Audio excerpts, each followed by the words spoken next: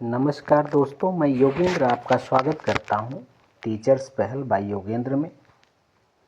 आगामी परीक्षा UP TET 2-3-4 जुलाई, महत्वपूर्ण प्रश्नों की श्रृंखला। वीडियो को अंत तक जरूर देखें और अच्छा लगे तो चैनल को सब्सक्राइब करें। हम पहले सोपान की तरफ बढ़ते हैं और इसमें हिंदी के 5 प्रश्नों को देखते हैं। प्रश्न नंबर 1 है, अवधी किस भाषा की उपभाषा से विकसित हुई है? अवधी भाषा किस उपभाषा से विकसित हुई है? इसका उत्तर है बी, अर्धमागधी।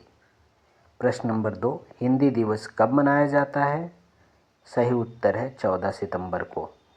प्रश्न नंबर 3, हिंदी वर्णमाला में स्वरों की संख्या कितनी है? तो सही उत्तर है सी, 11। प्रश्न नंबर 4, निम्नलिखित में से कौन सा व्यंजन समूह महाप्राण से संबंधित है? तो सही उत्तर है श, श, श, ह। प्रश्न नंबर 5, मोक्ष पाने की इच्छा करने वाला के लिए एक शब्द क्या होगा? उसके लिए तितिर्षु होगा। आगे बढ़ते हैं, बाल विकास से संबंधित 5 प्रश्नों को लेते हैं। प्रश्न नंबर 1, बाल विकास का जो प्रश्न नंबर 1 है वो आपका है कि ZPD जो निकटस्थ विकास क्षेत्र है उसकी अवधारणा किसने दी है? तो ये वायोगत्स्की ने दी है। प्रश्न नंबर 2 है, जो शास्त्रीय अनुबंधन का सिद्धांत है वो किसने दिया हुआ है? तो इसका सही उत्तर भी पावलोव है। सीखने का सबसे उपयुक्त वातावरण कौन सा है? प्रश्न नंबर 3 है, उसका सही उत्तर है बलपूर्वक, बालक केंद्रित एवं सहयोगात्मक।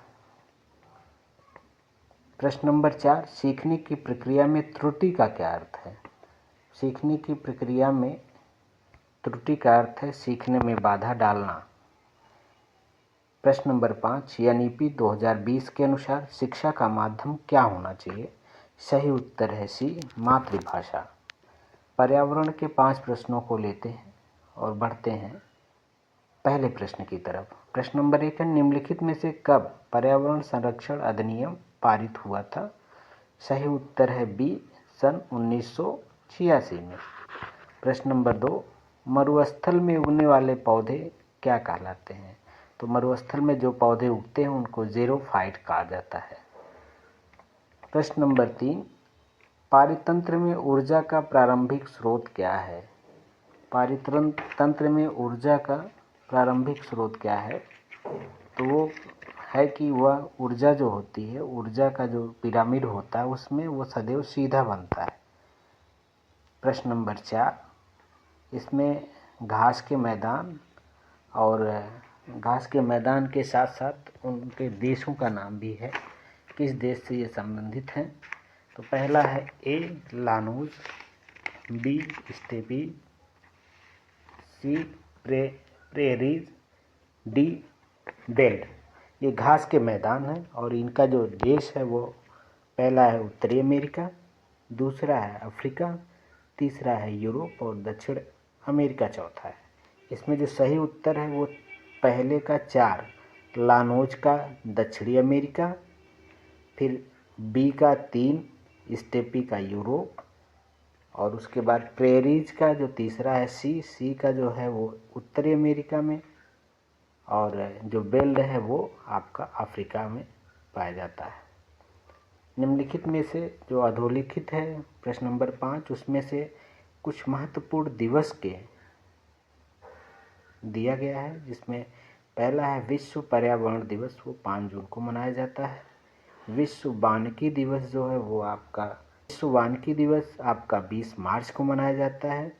विश्व ओजोन दिवस जो है वो आपका 16 सितंबर को मनाया जाता है, और विश्व पृथ्वी दिवस 22 अप्रैल को मनाया जाता है।